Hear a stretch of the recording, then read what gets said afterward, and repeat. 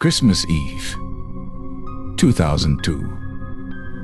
In Modesto, California, a city in the Central Valley where families were gathering for holiday celebrations and children were waiting for Santa Claus.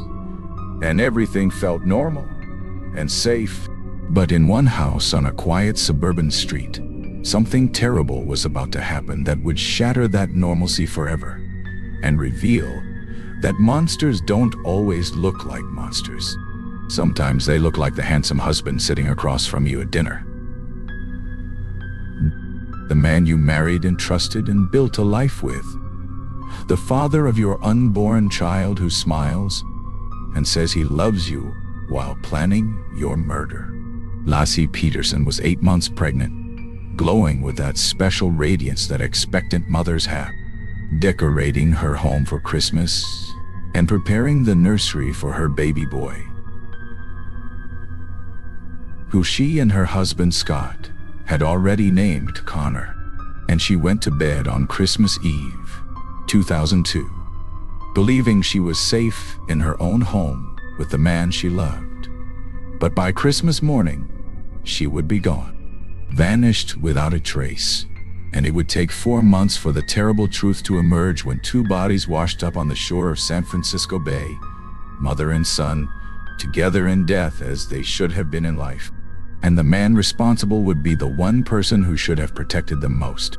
This is the story of Scott Peterson, the man who seemed to have everything.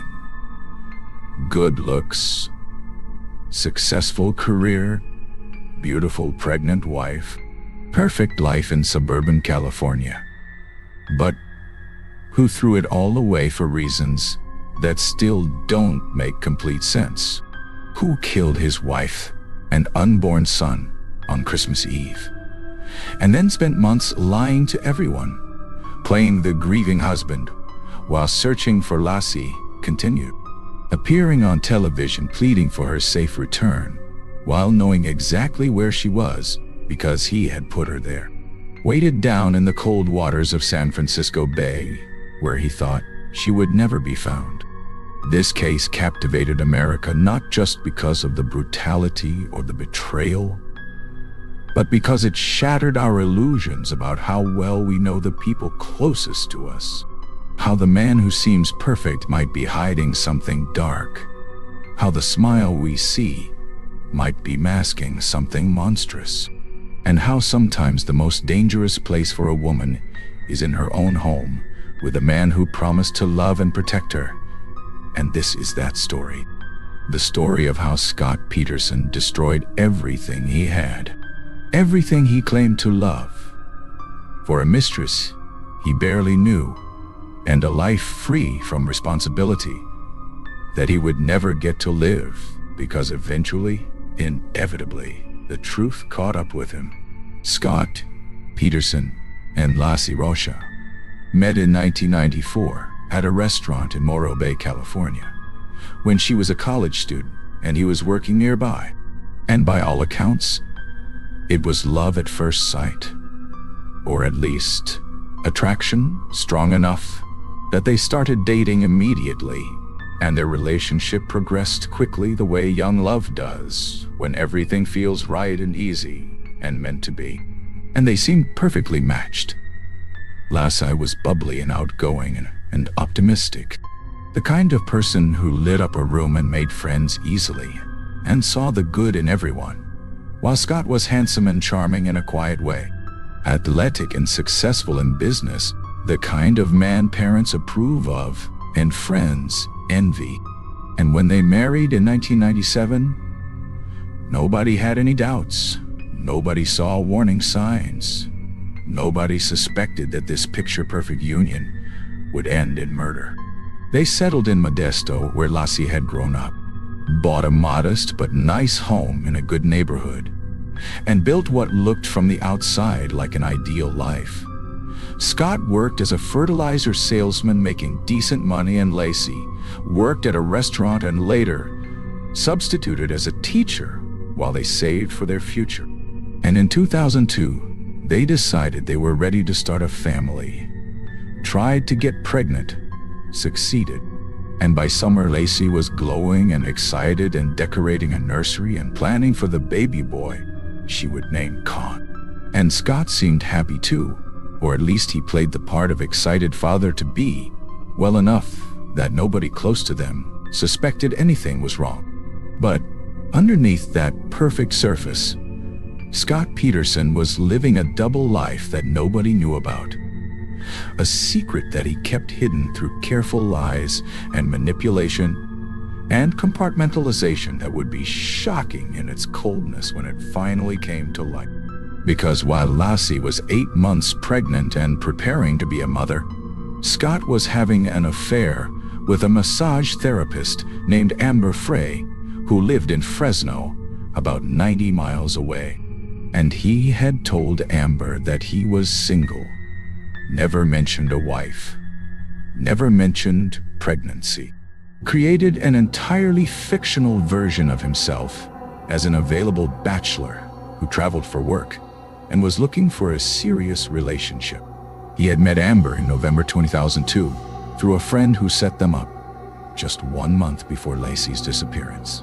And he pursued Amber aggressively, sending flowers and calling constantly, and talking about future and commitment in a way that made her believe this was real and meaningful.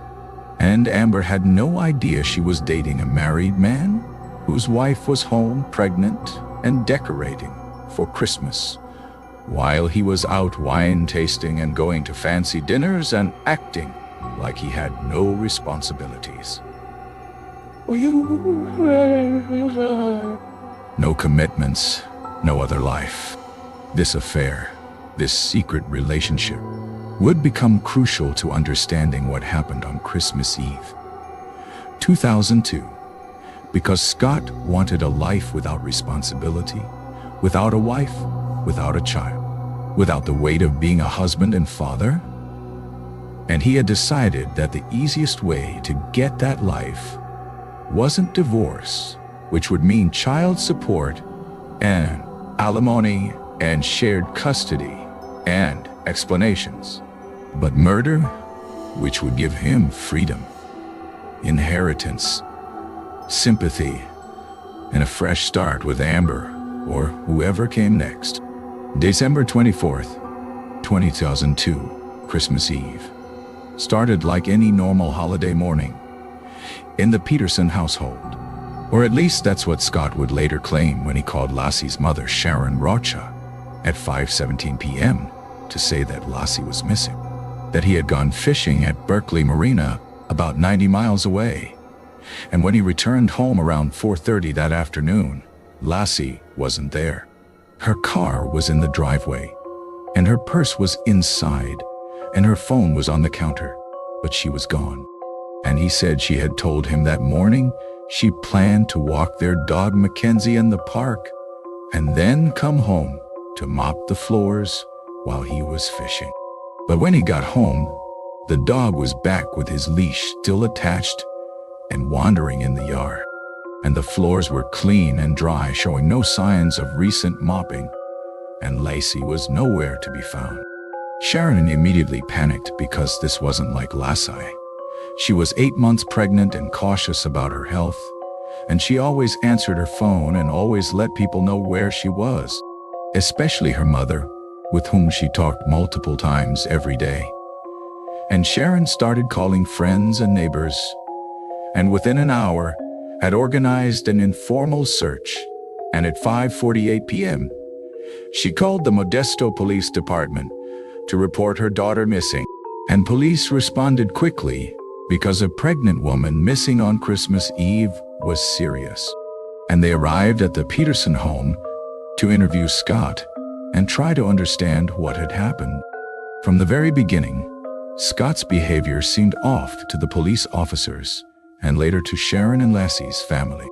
Not necessarily guilty, but odd in ways that didn't match how a distraught husband should act when his 8 months pregnant wife has vanished, because he was too calm, too composed, showing no visible emotion or panic or fear.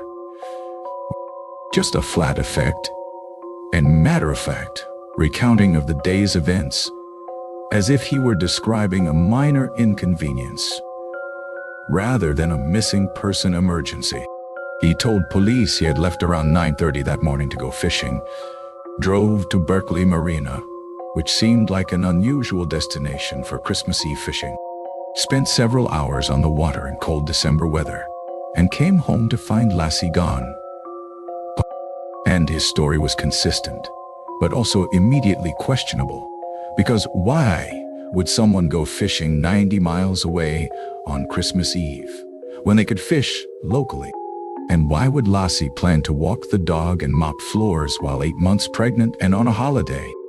And why did Scott's timeline seem to have gaps that didn't quite add up when police started checking phone records and looking at receipts?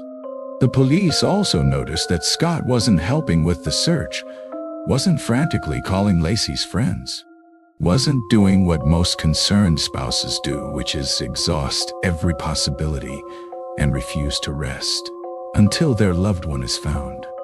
Instead, he sat at home, took calls, answered questions, but showed no emotional investment. And he spoke about Laci in past tense. She was instead of she is, which is something investigators know to watch for, because guilty people often subconsciously refer to victims in past tense, even before the body is found. The search for Laci intensified over the next days and weeks, with hundreds of volunteers combing through East La Loma Park, where Scott said she was planning to walk, searching fields and vacant lots and anywhere she might have wandered or been taken. And the story hit the news and became national within days, because pregnant woman missing at Christmas is the kind of story that captures media attention and public sympathy. And Laci's face was everywhere, her bright smile and pregnant belly in photos that made it everyone want to help, want to find her, want to bring her home safely. Scott participated in some of the searches and did some media interviews, always with that same flat emotional quality that made people uncomfortable. And he lawyered up almost immediately, which is smart from a legal standpoint, but looks suspicious to the public and to police. And he refused to take polygraph tests, which again is within his rights, but raised questions about what he might be hiding. Meanwhile, Sharon Rocha and Laci's family were desperate, pleading on television for information, offering rewards, doing everything they could to keep the case in the news and keep people looking. And they initially believed Scott, trusted him, thought he was grieving in his own way. But as days turned to weeks and his behavior remained strange, and investigators started sharing concerns with the family, Sharon began to doubt, began to wonder if the man she had welcomed as a son-in-law might know more than he was saying, might be involved in her daughter's disappearance, might be the reason Laci was gone. On December 30th, 2002, just 6 days after Laci was reported missing, a woman named Amber Frey called the Modesto Police Department tip line, her voice shaking as she explained that she needed to talk to someone about Scott Peterson, because she had been dating him and had just seen him on the news, identified as the husband of the missing pregnant woman, and she had had no idea he was married. He had told her he was single, and she was horrified to realize she had been unknowingly involved with a man whose wife was missing, possibly dead, and she wanted to cooperate with police, wanted to help, wanted to do the right thing even though it meant exposing herself to public scrutiny and judgment. Amber told detectives that she had met Scott in November 2002 through a friend, that he had pursued her intensely over the past 6 weeks, that they had been intimate, that he had talked about a future together and had been scheduled to spend New Year's Eve with her, and most importantly, that he had told her on December 9th, 2 weeks before Laci disappeared, that this would be his first Christmas without his wife. using past tense as if she were already gone, which suggested to investigators that Scott had been planning Laci's murder at least that far in advance, possibly longer, and was laying groundwork with Amber to explain his wife's absence before it had even happened. Police asked Amber to cooperate by wearing a wire and recording her conversations with Scott, which she agreed to do despite the emotional difficulty and the danger of being caught. And over the next weeks, she recorded dozens of phone calls that would later become crucial evidence at trial. Calls where Scott continued to lie to her about his situation, where he pretended to be in Paris for New Year's Eve when he was actually at a candlelight vigil for Laci in Modesto, where he talked about their future together while his pregnant wife was missing and her family was suffering. And the recordings revealed a level of callousness and deception that was stunning even to experienced investigators who had seen plenty of bad behavior from suspects. On January 24th, 2003, Amber Frey went public with the affair at a press conference arranged by police, and the case exploded in the media because now there was motive. Scott wanted to be with Amber, wanted a life without wife and child, wanted freedom, and he had been willing to kill to get it. Or at least, that's what the evidence strongly suggested. And public opinion, which had been somewhat sympathetic to Scott now, turned completely against him. The handsome, grieving husband was revealed as a cheating liar, and the search for Laci continued, with everyone now pretty sure that she was dead and that Scott had killed her. But without a body, there was no proof, no way to charge him, no way to get justice. And so investigators kept digging and kept hoping that Laci would be found and that physical evidence would confirm what they already believed in their hearts. On April 13th, 2003, nearly 4 months after Laci disappeared, a couple walking their dog along the shore of San Francisco Bay in Richmond, California, discovered something terrible. A small body, badly decomposed, that would turn out to be baby Connor, who had been expelled from his mother's body during decomposition and washed up separately. And he had never taken a breath, never lived outside the womb. His entire existence was the 8 months of pregnancy that should have led to life and instead led to death in the cold water where his father had dumped him. The next day, April 14th, another body washed up about a mile away. An adult female torso without head or limbs. Too decomposed to immediately identify, but in the right location and the right time frame to be Laci. And DNA testing would confirm what everyone already knew. It was her. Which was too much of a coincidence to be coincidence. It was confirmation. It was proof. It was the break investigators needed. The condition of the bodies was heartbreaking for the family and horrifying in its implications, because someone had weighted them down, intending them to stay submerged forever, had tried to make Laci disappear completely so there would never be a body, never be proof of murder.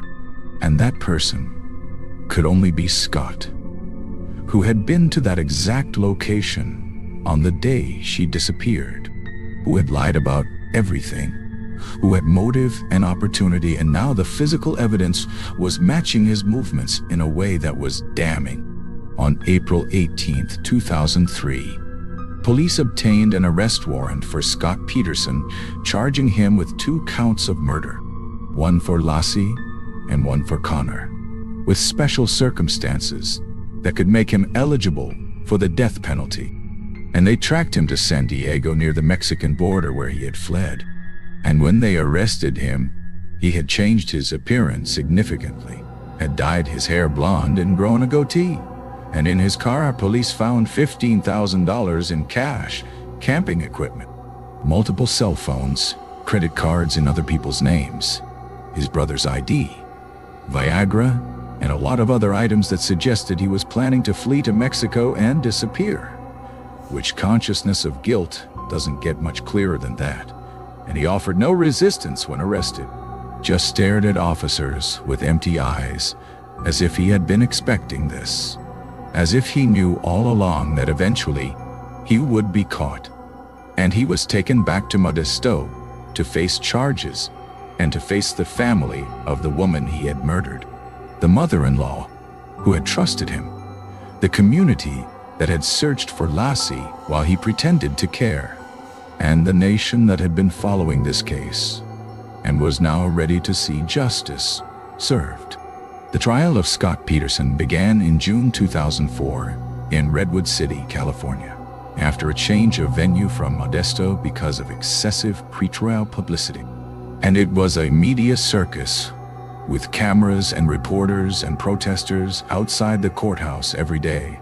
And inside the courtroom, the prosecution presented an overwhelming case built on circumstantial evidence that, when viewed together, painted a clear picture of Scott's guilt. The affair with Amber Frey and his lies about being single, and his comment about this being his first Christmas without his wife before she disappeared. The fact that Laci's body and Connor's body were found exactly where Scott said he went, fishing on the day she disappeared, his changed appearance, and the $15,000 in cash, and the Mexico-bound supplies when he was arrested. His lack of emotion, and his past tense references to Laci, and his refusal to cooperate fully with police. The timeline that didn't add up, and the story that didn't make sense, and the behavior that screamed guilt to everyone watching. The defense tried to create reasonable doubt by suggesting alternative theories. Maybe Laci was kidnapped by someone else. Maybe she was killed by strangers. Maybe the bodies washing up near where Scott fished was just coincidence. But these arguments were weak and unconvincing, because coincidence doesn't explain motive. And it doesn't explain the affair.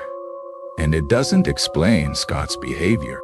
And ultimately, the jury saw through the defense's attempts and focused on what the evidence actually showed, which was that Scott Peterson murdered his pregnant wife to escape the responsibilities of family life and pursue a relationship with his mistress. On November 12, 2004, the jury found Scott Peterson guilty on both counts of murder. First degree for Laci and second degree for Connor. And the courtroom erupted with emotion. Laci's family sobbing in relief that justice was finally being served, while Scott's family cried in denial, still claiming his innocence.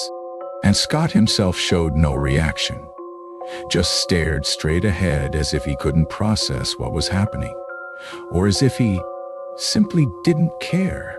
The penalty phase of the trial followed, where jurors had to decide between life in prison without parole or the death penalty.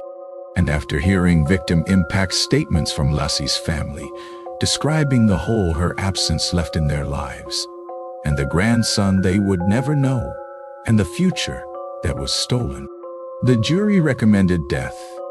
And on March 16, 25, Judge Alfred DeLucchi formally sentenced Scott Peterson to death by lethal injection, and he was sent to San Quentin State Prison to await execution, where he has remained for nearly 20 years as his case went through the automatic appeals process that death penalty cases receive.